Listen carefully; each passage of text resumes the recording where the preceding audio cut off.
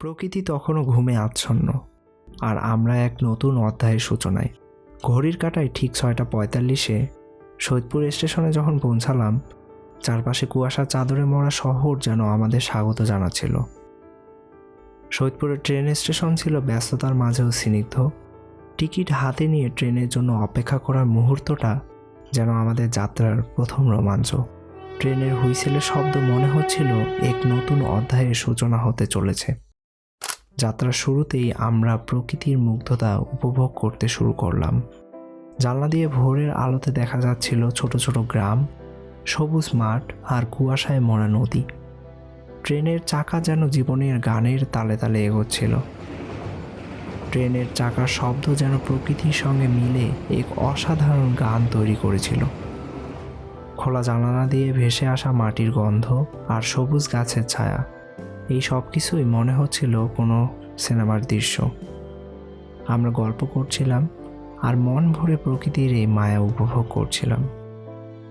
জানলার ফ্রেমের ভেতর দিয়ে বদলে যাচ্ছিল দৃশ্যপট। একবার বিস্তীর্ণ সরিষা ক্ষেত, সেখানে সকালের কুয়াশা রোদের আলোর ছায়া লেগে ঝলমল করছিল। ঢাকায় পৌঁছে আমরা হালকা নাস্তা করলাম। এবার আমরা বাস ধরলাম খাগড়াছড়ির উদ্দেশ্যে। খাগড়াছড়িতে পৌঁছানোর পর ভোরের আলোয় আমরা চাঁদের গাড়িতে উঠলাম। সাজেক ভ্যালির পথে আমাদের গাড়ি চলতে শুরু করলো। পাহাড়ি পথের প্রতিটি বাঁক যেন আমাদের নতুন এক গল্প বয়ে আনছিল।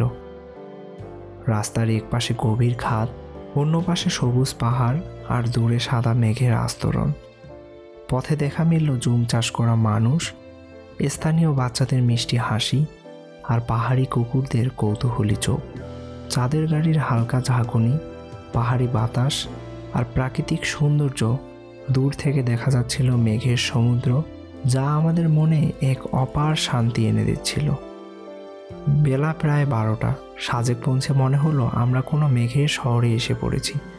চারিদিকে সাদা মেঘের ভেলা, কাঠের ছোট ছোট কটেজ আর পাহাড়ের চূড়ায় দাঁড়িয়ে থাকা গাছ। প্রতিটি মুহূর্ত ছিল যেন জীবনের জন্য এক অমূল্য উপহার। আমাদের কটেজটি ছিল মেঘের এত কাছে যে মনে হচ্ছিল হাত বাড়ালেই মেঘ ধরা যাবে। প্রথমে আমরা একটু বিশ্রাম নিলাম, এরপরে শুরু হলো সাজেকের অপরূপ সৌন্দর্য আবিষ্কারের পালা। সাজেকের প্রতিটি কোণে প্রকৃতির এক অদ্ভুত মায়া। দেখা হচ্ছে পরবর্তী পর্বে। ধন্যবাদ।